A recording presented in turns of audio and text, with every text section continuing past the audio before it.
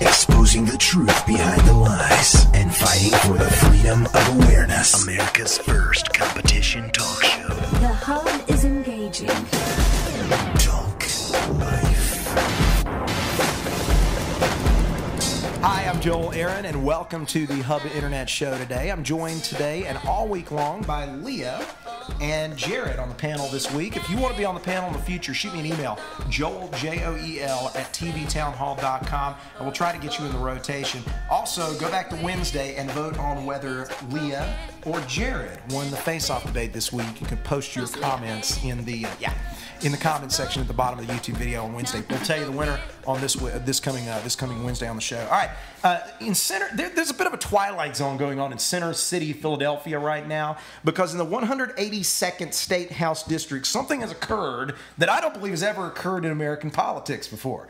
Representative Babette Joseph is a lesbian woman who has outed her primary opponent right now, Greg Kravitz, for being straight. What you say? Apparently, the district here, it's a real political liability to be straight.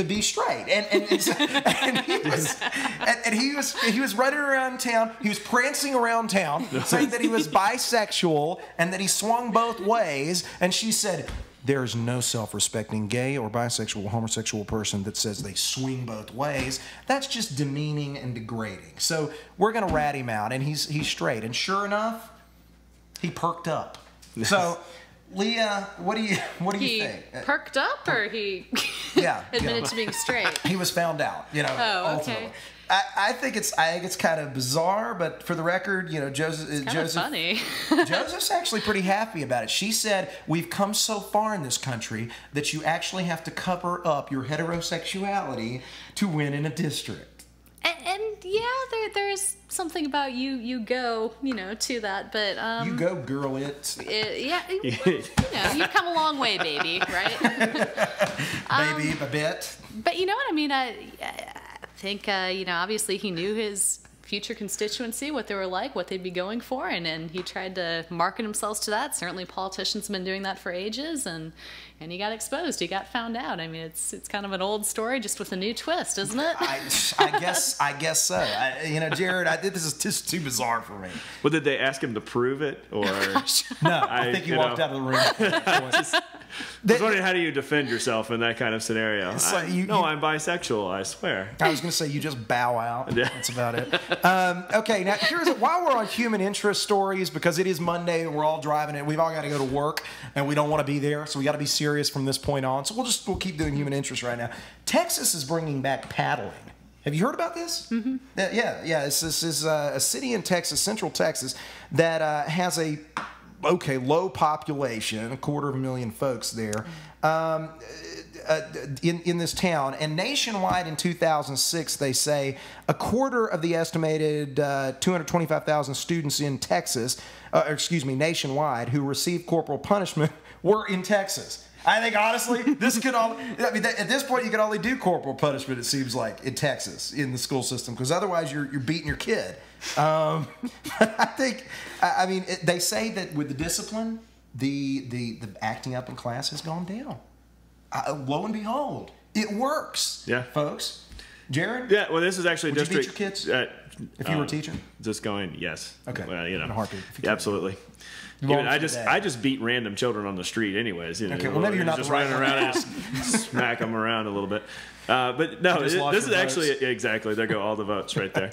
This district was actually one that took paddling away and then decided that they actually wanted it back, which I think is rather interesting. I went to a school where you could be paddled if it was up to the parents, and I don't know if my parents ever gave them permission or not, but they told me they did. Now, and that had a profound effect on me in 4th and 5th grade. It was I don't really want to go out there. I think I saw 2 paddlings while I was in school there, and that was enough. That was it the a only public ones you display? needed to see. No, Like a but you would, spectacle? if you happened to be walking through the hall and the president's wielding the Stocks. fraternity paddle. I mean, it was you could walk up on it at the wrong time. What's the point? It's not really disciplinary. It's not really a deterrent unless you can ratchet it up and display it to the rest of the community. It's actually everybody a fear knew. factor. Everybody knew that was the as soon as you were the went guy to not playground, sitting down in the rest of your classes. And interestingly enough, that's the thing. It's that in this case, in this one school, the teachers that had the availability of doing this, in the first 6 months, only one child was actually spanked. But the disciplinary problems went down anyway. So it really was about the potential of recourse, not the discipline itself, which is why I advocate, not from an educational standpoint, but from this standpoint, the equivalent of No Child Left Behind would be One Child Left Behind. And the One Child Left Behind program is that you'd single out the one child who's the problem in the classroom, you'd beat them, they make an example of them, and the rest of the children know they sure as hell better never do that. And, you curtail the disciplinary problems you have. I'd just like to point out that you are the one person on this panel who is not a parent.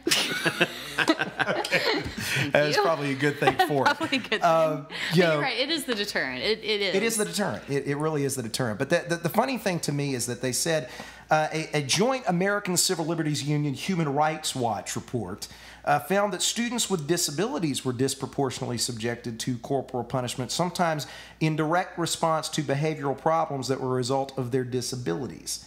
Of course, that makes up most boys because behavior disorders and disabilities go hand in hand, apparently, these days. It's a phase of development for y'all. Yeah, which means all boys have disabilities, I guess. So I never thought I'd say this, but it sounds like the ACLU has a gender discrimination problem. Jared, what do you think? I think, do these kids have parents? And are their parents asked if they want them paddled? Not anymore, because DFACS took them away. That's true. That's true. So then the state does have the right. Well, in that case, I would be for the state saying that if the state's the parent and we're all living in 1984, then it'd be all fine. 1984, the book, not the year. Okay. Well, they say that for our liberal friends who might be confused. There actually is they probably haven't heard of that, George Orwell. A federal ban is actually being considered on this for corporal punishment in every state. It's actually Representative Carolyn McCarthy, and she's gearing up for a push on this right now. And she's basically planning to introduce legislation within weeks because she says, when you look at the practice, she says, when you see that the federal government has outlawed physical punishment in prisons, I think the time has come that we should do it in schools. So McCarthy is saying that we should treat our kids like criminals. I couldn't disagree more. She's saying as good as criminals. Treat them as well as criminals, yeah. So we give them free cable and gym memberships and a pack of cigarettes every week. Hey, now, is this in public and private schools? I mean, she's taking away the Catholic nuns' go-to weapon there? Apparently. You can't mess with the rulers. You can't do that. It gave us great alternative rock, female rockers like Alanis Morissette. Angry white chick rockers are, thank God for the Catholic Church. We wouldn't have people like that. Lady Gaga, you never hear. It'd be a whole scene of Blues Brothers have the skirts. Yeah, what would the Blues Brothers be without the penguin? I tell you, it's inspiration for the rage. So I don't know. Do you think that this is going to go through? Should it go through? Should you take this off the table? I'm assuming it is public and private schools. Every place I've seen it implemented, it's always been a choice. You take the in-school suspension, or you can take 3 paddles or something.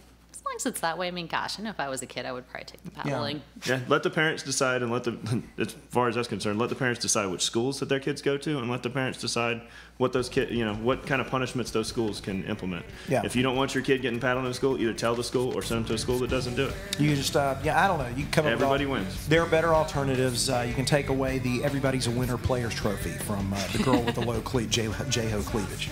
We'll just leave it at that. See you tomorrow on the Hub.